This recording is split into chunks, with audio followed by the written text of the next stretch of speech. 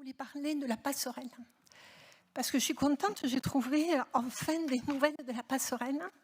Il faut dire qu'elles sont quand même bien cachées, puisqu'elles sont dans la dernière délibération, donc la délibération 85 qui concerne les décisions de la présidente, et parmi les 66 pages de décision de la présidente. Donc à la délibération 1054, à la décision, pardon, 1054. Là, on apprend qu'effectivement, il y a un engagement pour presque 250 000 euros. Donc, je voulais savoir si nous avions des nouvelles du litige entre IOA et la C2A. Notamment par rapport à ce litige, la question des expertises. Puisque par ces presque 250 000 euros, ce qui est engagé, ça concerne en fait une étude. Et la question que je me pose, c'est si cette étude se fait avant de connaître le résultat du litige, donc les expertises, est-ce qu'on ne risque pas finalement de repartir dans quelque chose avec beaucoup de points d'interrogation sur cette troisième entreprise? Donc ensuite, la question c'est par rapport à cette passerelle.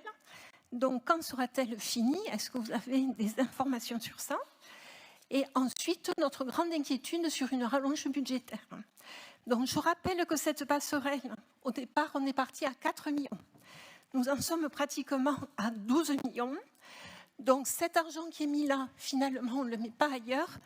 Et donc, je me suis amusée à calculer, avec ces 8 millions de dépassements de budget, ce qu'on aurait pu faire. Et c'est pas moins de 160 km de trottoirs qu'on aurait pu faire dans l'agglomération. Donc l'amélioration des trottoirs concerne en fait la totalité des grands albigeois. Je pense notamment aux personnes à mobilité réduite, je pense notamment aux mamans avec des poussettes, et je pense que ça serait intéressant d'avoir des options politiques qui puissent... Je pense que ça serait intéressant d'avoir des options politiques qui puisse concerner une grande majorité des grands albigeois. Merci. S'agissant du contentieux, effectivement, une expertise est en cours.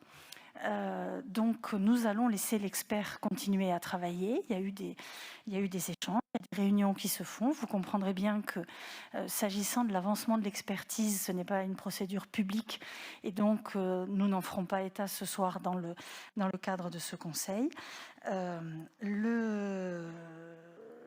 Le projet sera mené bien évidemment à terme et je pense que je suis convaincue que ce sera un projet qui répondra à de nombreux besoins de mobilité et cela sera fait totalement en complément de tout ce qui est fait par l'agglomération, à la fois s'agissant des vélos, à la fois s'agissant des bus, à la fois s'agissant des travaux de voirie qui sont faits sur l'ensemble des communes de l'agglomération. Ce que je regrette, est-ce qu'il y a d'autres questions? Ce que je regrette, c'est que nous n'ayons pas une information formelle de ce démarrage effectivement de travail, c'est-à-dire de cette étude. Et la question que je me pose, c'est comment peut-on lancer une étude alors que le litige est en cours et que les expertises n'ont pas été posées.